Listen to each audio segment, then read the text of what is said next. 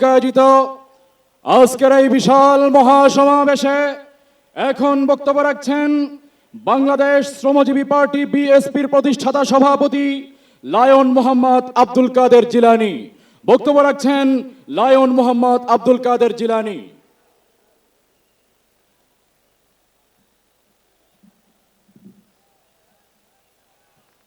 মহাতারাম, আপনারা সবাই কেমন আছেন? আজ এত বড় একটি মহাসমাবেশ প্রমাণ করছে আমাদের দেশের যে নেতৃত্ব দান করবেন আগামীতে উনি হলেন আমাদের ইসলামী আন্দোলনের সম্মানিত সভাপতি।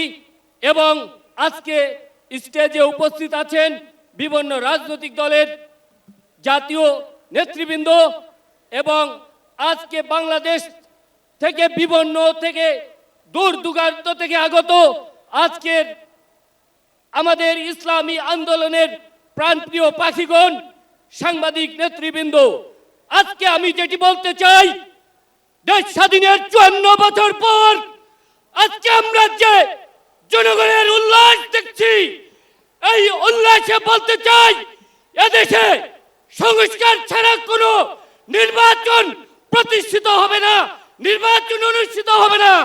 এদেশে সংস্কারবিহীন নির্বাচন গণতন্ত্রের নির্বাচন, সংস্কারবিহীন নির্বাচন গণতন্ত্রের পুনর্বাসন।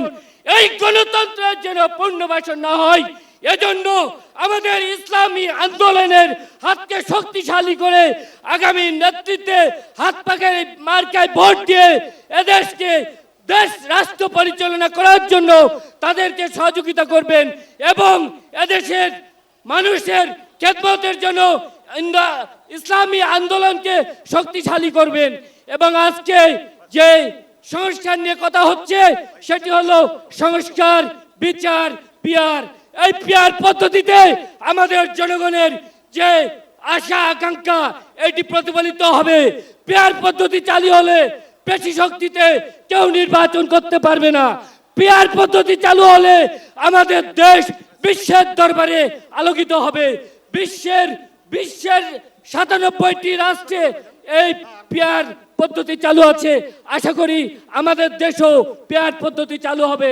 তাই আমরা সবাই বলি, আসুন আমরা সবাই একত্রিত হয়ে এক পতাকা তলে ইসলামী আন্দোলনের হাত পাকার প্রতীকে আগামীতে ভোট দিয়ে রাষ্ট্র সংস্কারের পথে এগিয়ে নিয়ে যাব।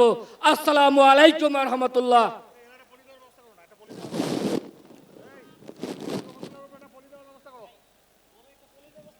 সংগ্রামী সাথী ও বন্ধুগণ,